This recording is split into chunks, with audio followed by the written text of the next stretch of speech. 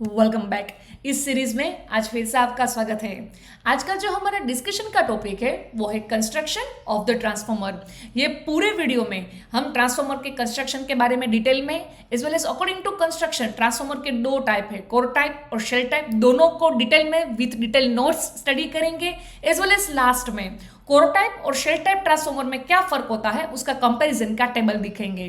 So stay tuned till the end. And one more thing, अगर आप through out series follow कर रहे हैं उसमें अगर आपको कोई doubt confusion, don't forget to do comment below. I will try my best to help you in the best possible way. नमस्ते and welcome to the Nihar academy. मैं हूं सुरभि दवे।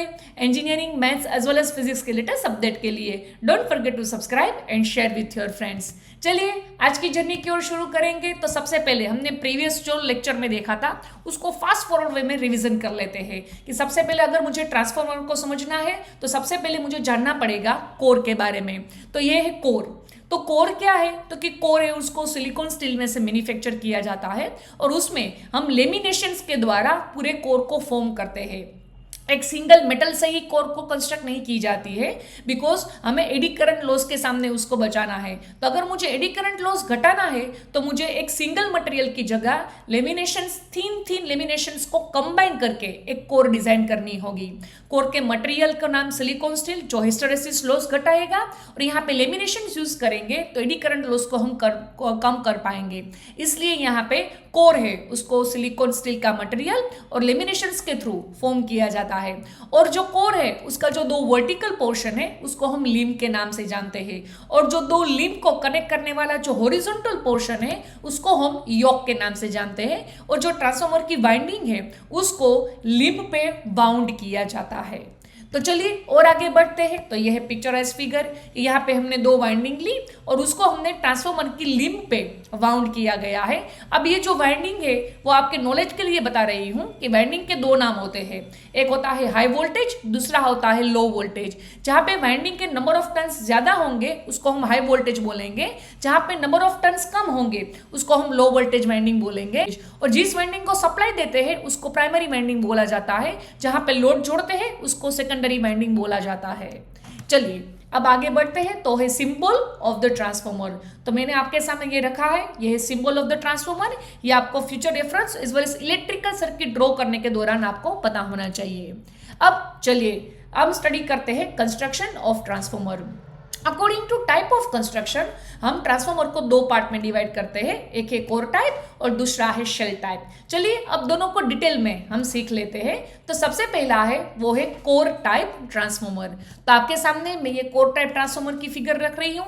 ये जो 3D पिक्चर है वो 3 फेस कोर टाइप ट्रांसफॉर्मर का है, इसलिए यहाँ पे हमने 3 कोर ली है।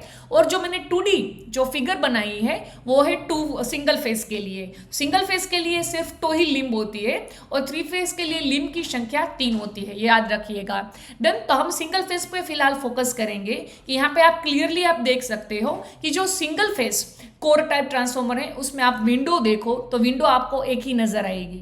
डन के यहाँ पे विंडो है वो एक ही है, मीन्स रेक्टेंगल एक ही है और रेक्टेंगल के दोनों लिम्ब पे हमने वाइंडिंग है उसको बाउंड किया है। तो यहाँ पे अगर कोई पूछे कि मैग्नेटिक सर्किट कितनी, तो कि तो भी एक और विंडो भी एक। और लेमिनेशंस, इस ट्रांसफॉर्मर को फॉर्म करने के लिए हम 2 एल टाइप के कॉम्बिनेशन को कंबाइन करके हम पूरी कोर को डिजाइन करेंगे। कि सबसे पहले पहली फिगर है वो, उसके पीछे दूसरी, फिर पहली, फिर दूसरी, फिर पहली, फिर दूसरी, ऐसे ऐसे हम कॉम्बिनेशंस को कंबाइन करके कोर बनाएंगे। फिलहाल ही मैं स्टार्टिंग में सीखा कि हम लेमिनेशंस को कंबाइन करके कोर बनाते हैं। तो सबसे पहले पहली फिगर, उसके पीछे दूसरी, ताकि है जो दोनों के बीच में आपको एयर गैप दिखाई दे रहे हैं उसको हम फिल अप कर सके। तो पहली फिगर के पीछे दूसरी फिगर आएगी तो ये जो दो के बीच का गैप है वो फिल अप हो जाएगा। डन। तो हम रिलक्टेंस कम कर पाएंगे, इसलिए इस लेमिनेशंस को कंबाइन करके कोर बनाया जाता है। अब कोर टाइप को पूरा कंक्लूड कर लेते हैं कि यह है कोर टाइप की फिगर। और कोर टाइप की जो ट्रांसफॉर्मर है उसकी कोर है उसको सिलिकॉन स्टील में से मैन्युफैक्चर किया जाता है। यहाँ पे लेमिनेशंस है वो हम एल शेप का यूज करेंगे in order to reduce reluctance. और यहाँ पे वाइंडिंग है उसको लिम्ब पे बाउंड किया जाता है। डन। अब है ये जो लो वोल्टेज वाइंडिंग है उसको सबसे पहले कोर पे बाउंड किया जाएगा और लो वोल्टेज वाइंडिंग के ऊपर हाई वोल्टेज वाइंडिंग को वाउंड किया जाता है ताकि हमें इंसुलेशन है उसको यूज करने में प्रॉब्लम ना आए, एज वेल एज इंसुलेशन का प्रॉब्लम खड़ा ना हो जाए, ताकि सपोज हम कोर में direct high voltage winding wound कर देंगे तो अगर इंसुलेशन में थोड़ा भाई गैप आया या तो क्रैक आई तो शॉर्ट सर्किट का और दूसरा कोई भी एक्सीडेंट का क्वेश्चन खड़ा हो सकता है, और इस हाई लेवल का इंसुलेशन का प्रोविजन भी हमें करना पड़ता है। तो इकोनॉमी पॉइंट ऑफ व्यू सबसे पहले कोर के ऊपर हम लो वोल्टेज वाइंडिंग वाउंड करेंगे, उसके ऊपर हम हाई वोल्टेज वाइंडिंग वाउंड करेंगे। और देन अब नेक्स्ट पॉइंट है वो है कोर टाइप ट्रांसफॉर्मर में उसमें एक ही विंडो होती है, आप देख सकते हैं एक ही रेक्टेंगल है। देन और ये जो मैग्नेटिक सर्किट फॉर्म होगी वो भी एक ही होगी, और यहाँ पे जो वाइंडिंग के फैशन है उसको हम सिलेंड्रिकल टाइप वाइंडिंग बोलते हैं, और ये जो ट्रांसफॉर्मर है उसको हम high voltage high power application के लिए यूज करते हैं। चलिए अब आगे बढ़ते हैं, वो है शेल टाइप ट्रांसफॉर्मर। तो अब हमारा नेक्स्ट टॉपिक है शेल टाइप ट्रांसफॉर्मर। तो आपके सामने ये फिगर रख रही हूँ, ये है अबाउट शेल टाइप ट्रांसफॉर्मर। तो शेल टाइप ट्रांसफॉर्मर में 3 लिम्बे होगी और सेंट्रल लिम्ब के ऊपर हम वाइंडिंग वाउंड करेंगे, और यहाँ पे आपको 2 विंडो नजर आएगी, यहाँ पे 2 मैग्नेटिक सर्किट्स फॉर्म होगी। देन तो यह है generalize construction of the shell type transformer, और यहाँ पे जो हम लेमिनेशंस यूज करेंगे वो है combination of E and I.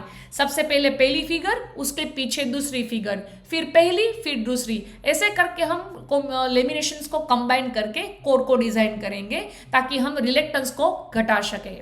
चलिए अब शेल टाइप के कंक्लूजन पे आ जाते हैं कि ये आपके सामने है शेल टाइप की फिगर। यहाँ पे भी कोर को सिलिकॉन स्टील में से मैन्युफैक्चर करेंगे।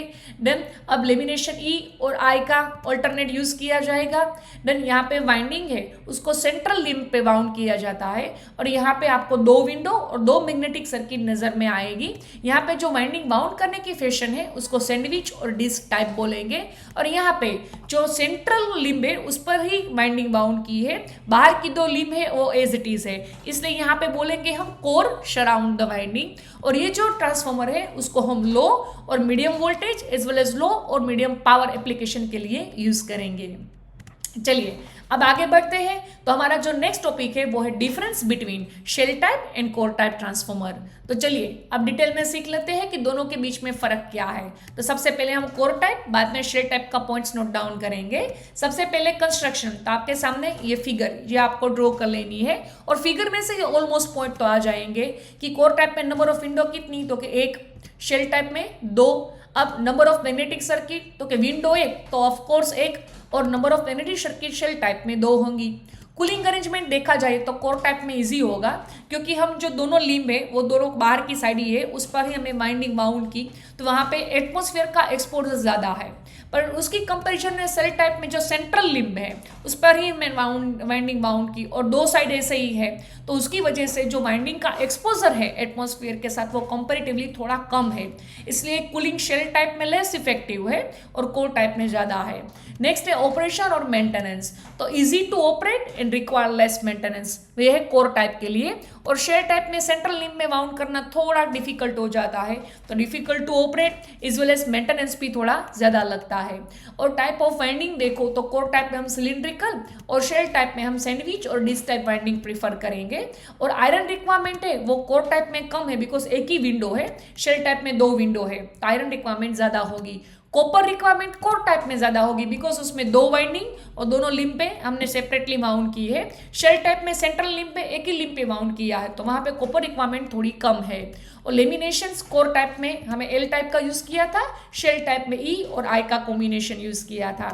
और एप्लीकेशन है वो कोर टाइप की है हाई वोल्टेज हाई पावर के लिए, शेल टाइप है लो और medium power as well as voltage के एप्लीकेशन में हम यूज करेंगे।